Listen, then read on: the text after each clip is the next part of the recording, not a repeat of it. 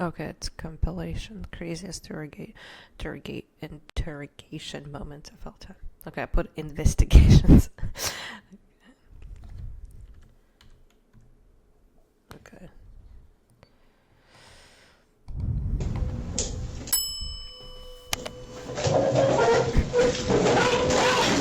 Interrogation rooms hold some of the most horrifying, saddening, and life-changing moments in history. So here are some of the craziest interrogation moments of all time.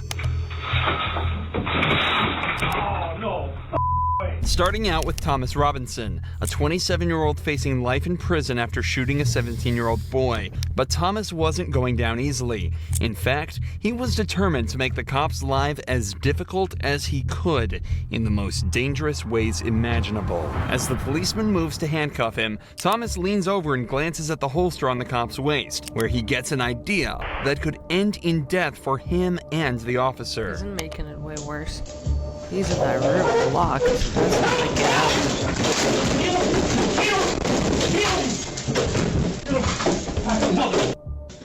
Yeah, I'm good. You couldn't get it. Thomas made a leap for the cop's gun, but due to safety features built into the holster, he wasn't able to get it out. After a short struggle, 2 more cops entered the room with tasers to subdue him, and he was eventually restrained without further issue. This obviously just looks like a case where the suspect wanted to escape and was prepared to do so by any means necessary. But take another listen to what he's saying as he's fighting with the cops. If he was really trying to escape, it's unlikely he'd be repeating the words "kill me" from the get-go. Instead, it's possible that Thomas was so terrified of his sentence and the position he was in that he made the radical move to scare the officers in hopes that they'd shoot him and spare him from what's to come. Bringing a firearm into an interrogation room is an incredibly foolish idea, and the majority of police departments forbid it for the safety of the detectives. But it seems this Las Vegas Police Department also forgot about that rule and come incredibly close to seeing the consequences.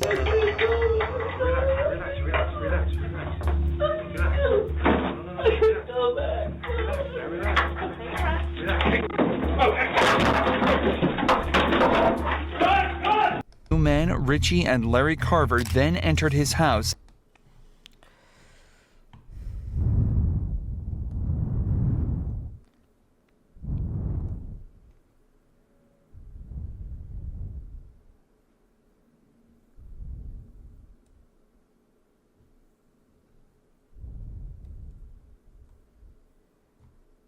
They always say the most twisted in every video about twisted cases.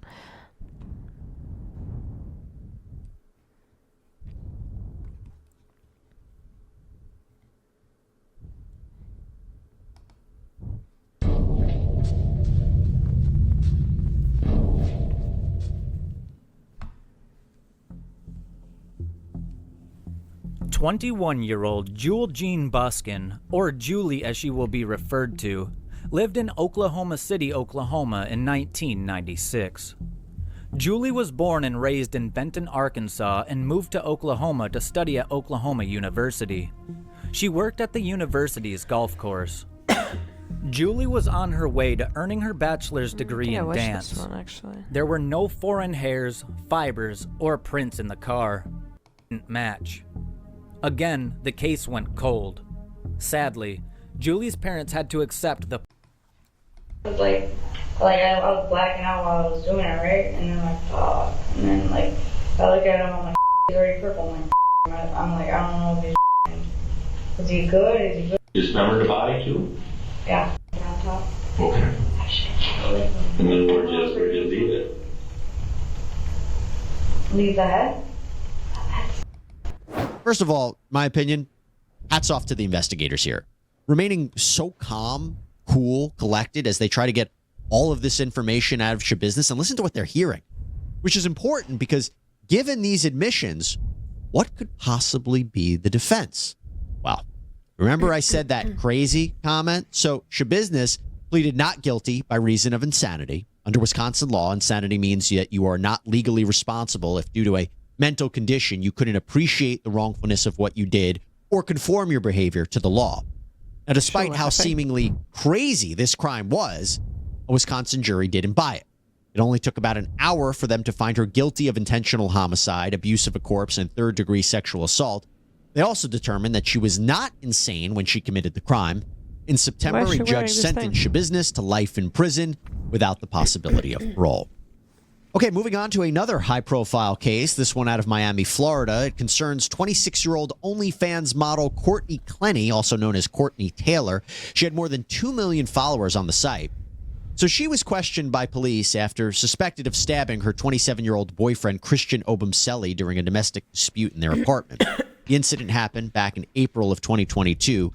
Clenny called 911 to report that Obumseli was bleeding from a knife wound, and sadly, he would end up dying from his Who's she injuries. called? So police take her to the station for questioning. They leave her by herself in an interview room. And as she sobs, Clenny talks to herself, apparently unaware that Obumseli is already Why is she dead. in underwear? Please, God, just let me. My dog, please. God. Christian, you okay? I don't care what you're doing.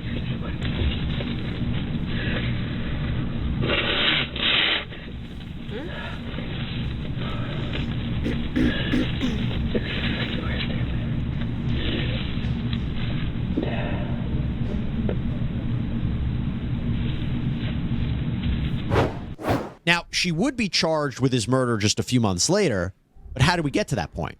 Well, Clenny and Obumseli had both dealt with the police before because of domestic disputes that included screaming matches and physical altercations. The two had recently moved into a new Miami condo, but there were already so many problems with the couple that an eviction process was underway. And according to Clenny, she and Obumseli had gotten into an argument inside the condo that escalated. Clenny said that she threw a knife at Obumseli, which hit him. First responders found Clenny holding Obumseli's body as he bled out. Okay, when When Clenny first spoke with officers in the itself.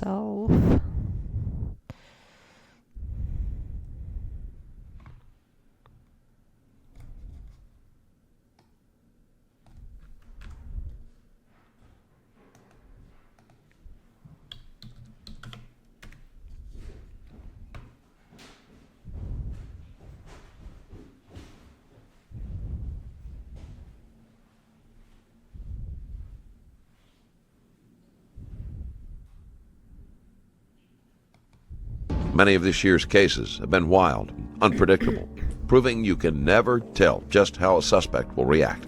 From the tragic to the downright bizarre, here are the most unbelievable moments that happened in an interrogation room and were caught on tape. Teenage girls often dream about marrying their high school sweethearts and living happily ever after. But for Danielle Ripion, this dream quickly devolved into a nightmare. While home on leave, Skylar Nemitz somehow discovered that his young wife may have been seeing another man, and he shot her in the back of the head, and then tried to claim that it was an accidental discharge. Everything that happened right now. I go shoot with my buddies out in like Capitol Forest and stuff, you know, like every other weekend. I'm not an asshole guy. I was like, hey, don't do that, you know, it's not safe. Oh, no, don't do it, it's not safe. Fucking wear your eye pro and ear pro. It's not safe. Like, and then I'm that guy that's always just hassle. And my buddies go out there, they can drink alcohol, and I'm the one guy that doesn't. And like, this is the shit that happens to me.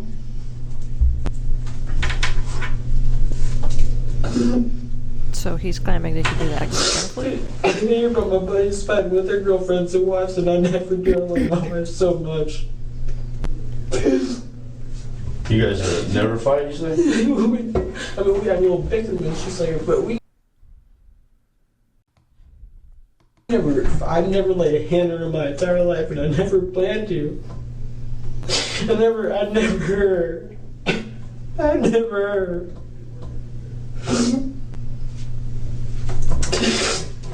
So how long were you guys out in the field for? Almost From the 27th of September to today. I left this morning. I left it. And how long have you guys been married? We got married on March 7th of 2013. March 7th, 2013. Yeah, so for 5 more months, so we'd be 2 years. Okay. And so how many? So much more. Yeah. How many times have you guys been deployed in that time and then separated? When I got here, my unit had just gotten back from deploying within 2 weeks before, and we had been on yellow cycle, so we don't deploy anymore. Okay. So I mean, so you guys have been married a little over a year. So in that time frame, how much time have you guys spent away?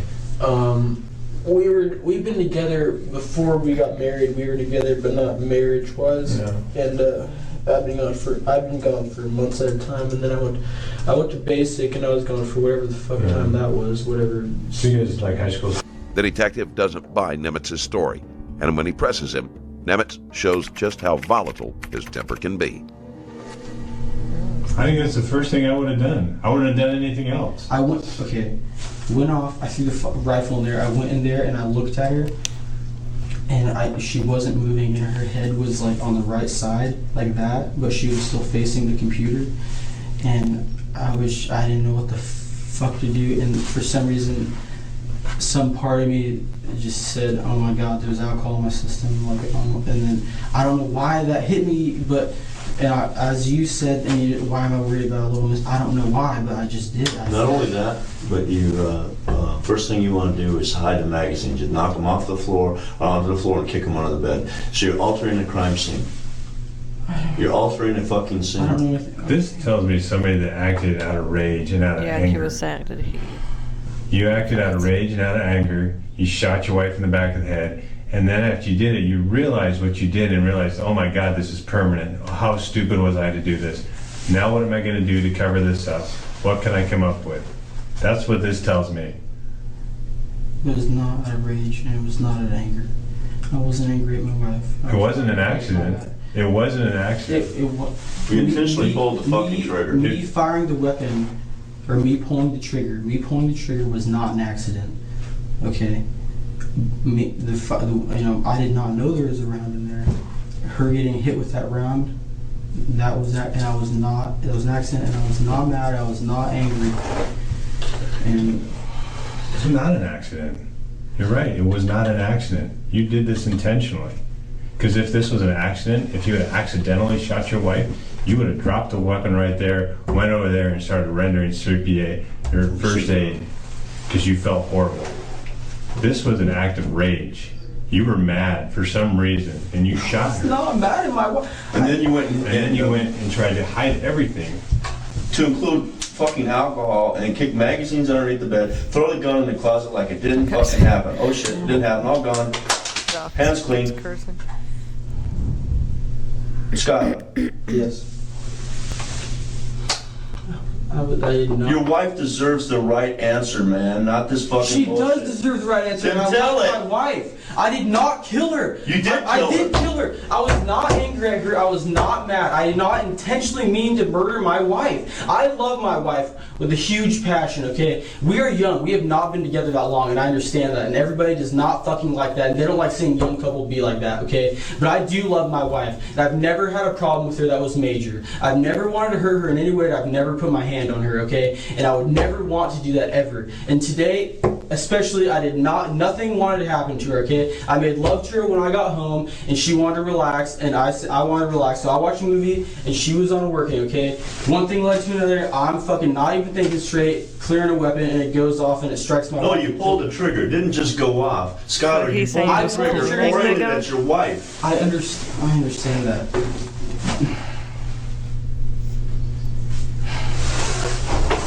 That's the part we don't understand. That's the one piece that you're not making. And I don't understand it myself.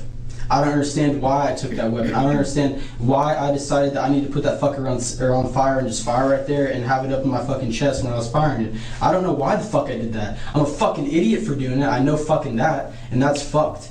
I know that when I know I'm a fucking idiot for doing that, and I wasn't thinking fucking straight, but I did not intentionally mean to shoot my wife. Okay, the direction of the weapon was towards her, but I did not intentionally mean for that to hit her. I don't know if you're trying to accuse me of killing. I understand. I killed my wife. I killed my fucking wife. Okay, I killed my wife. You're not going to get an argument here. I'm just trying to figure out why. After weighing all of the evidence, a jury found Nemitz guilty of first-degree manslaughter and was given the maximum sentence of 13 years. It isn't just first love that can...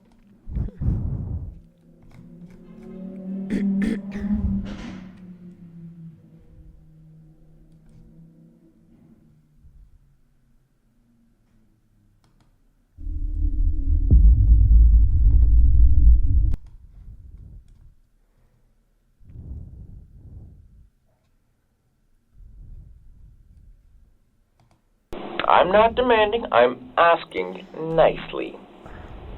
As a kind civilian that also knows how to manipulate cops. This is 22-year-old Russell Jones. Just hours prior to the filming of this interrogation footage, he was arrested for helping a 15-year-old girl execute the brutal murder of her father. Let's set our clock, shall we? In approximately 3 seconds, you will witness an extreme shift in his demeanor. Is he like crazy? You're listening in on my conversations, aren't you?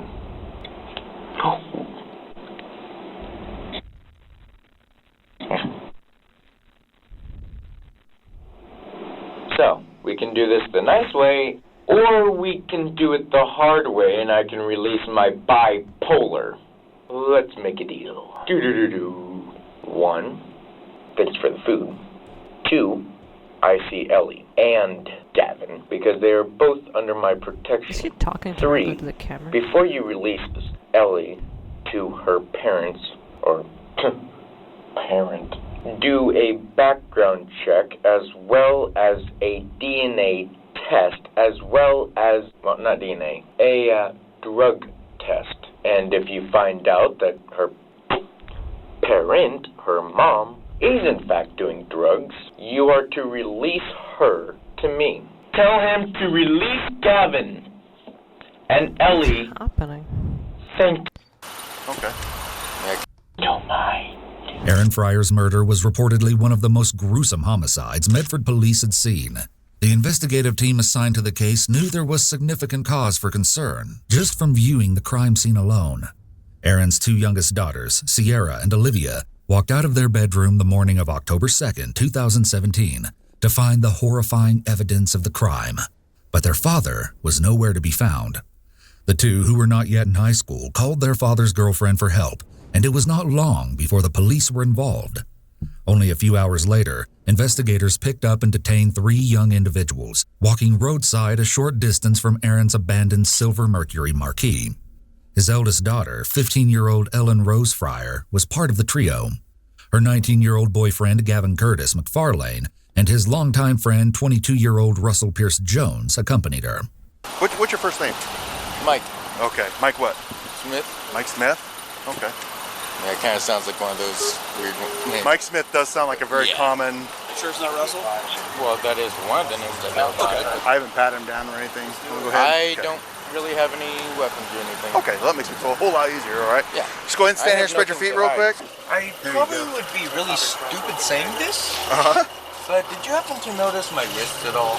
Your wrists? What about them? Well, stick one. the Well, thing good. is that I can dislocate my wrist. Okay, don't do that though, please. Okay. You seem like a nice one, so I appreciate it. I won't make it hard on you. All right. I only make it hard on the bad ones. I actually started my own protection business. Did you? Yeah. What kind of protection? I know it's kind of risky, but I work with people 20 and younger, legally considered a runaway type of age. Okay, so you're gonna protect like runaways? They have to run away for some reason. Yeah. So you provide protection for runaways and get them like a place to live? Yeah. Okay. Yeah, I have a lot of places. Ellen was a sophomore student at South Medford High School, Medford, Oregon, and Gavin, gay deception. It does and from the reality of the pellet rifle, yeah. And then she had like a makeup kit and then another thing in it. So now it's you and Ellie in the bedroom, and you mentioned that Dad are in fact Gavin and Russell, and that she does in fact know who they are. This may seem... I'm just... Alright, this is where we're at.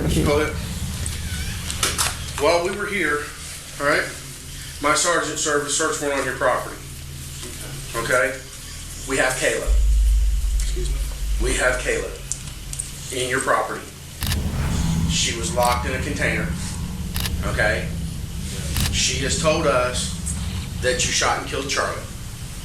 Okay, so at this time, I'm gonna need you to stand up and put your hands behind your back. He's already here.